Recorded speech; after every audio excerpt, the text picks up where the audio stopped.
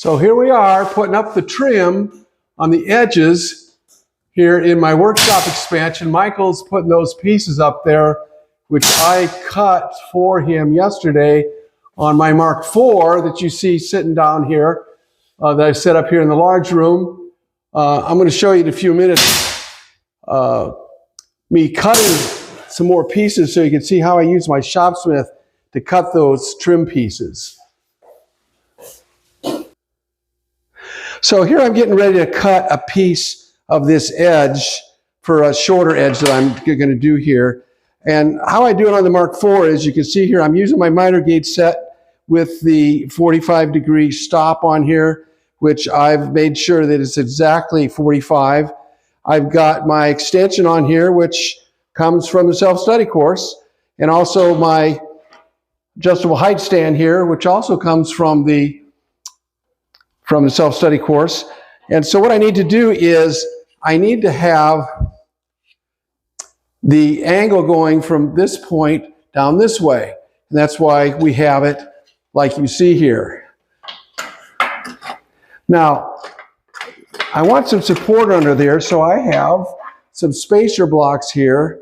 7/16 here is exactly works perfectly, and I'm putting that right under there to give me some support for it when I run that through. And so we'll come back here. My stock, want to be about right there. Got my support there. I'm going to adjust this so I can push down on this and use my handle, squeeze down, get support. Now I'm not going to have this on here because my extension fence extends past there and it's just getting in the way. So ideally, if this extension fence stopped here, then I could have my upper saw guard in place.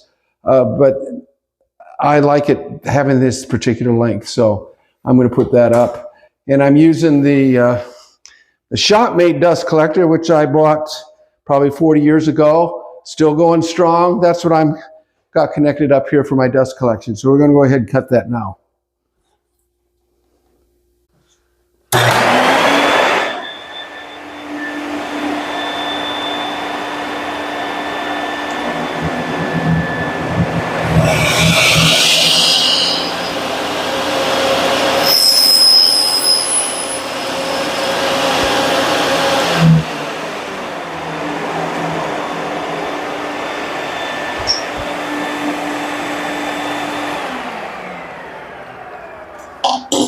So here is the piece that I have cut off here.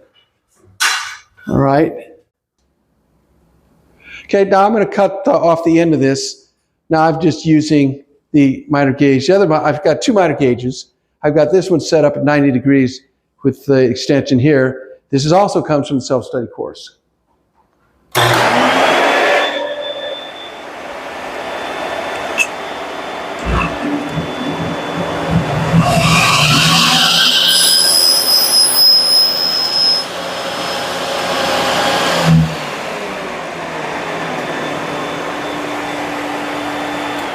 So by the way, I'm using the 60-inch cross-cut blade on this for these particular type of cuts.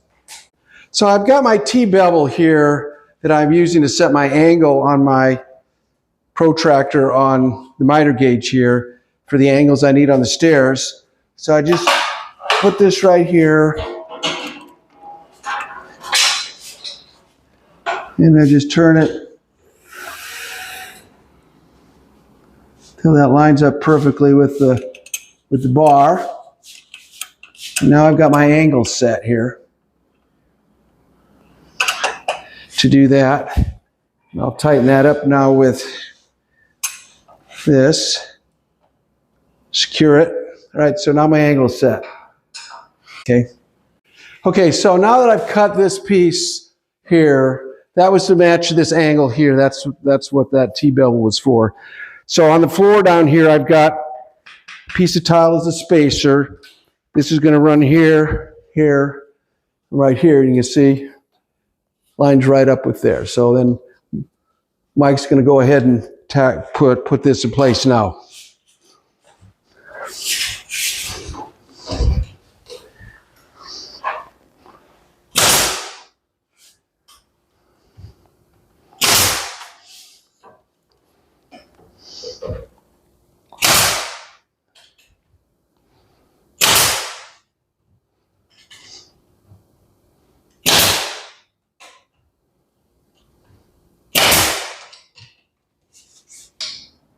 So here's Michael finishing up the last couple of pieces here of the edging. Now you can see there's one slight piece there that I haven't put up yet. I ran out of stock. So I'm going to have to buy some more stock, stain it, and put polyurethane on it. And then I'll be able to put that very last remaining piece that's in there for the edging. So that's it for this update on my workshop expansion. Most of you probably know that I had triple bypass heart surgery here a little over 2 weeks ago, and I'm just finally having the energy to get back to being able to do some things again, which I'm really grateful for, to be able to be somewhat independent and do things again. So that's it for this week. The only thing that I have left on this expansion here is a little more flooring in that last room, which Michael will finish up here in the next couple of days.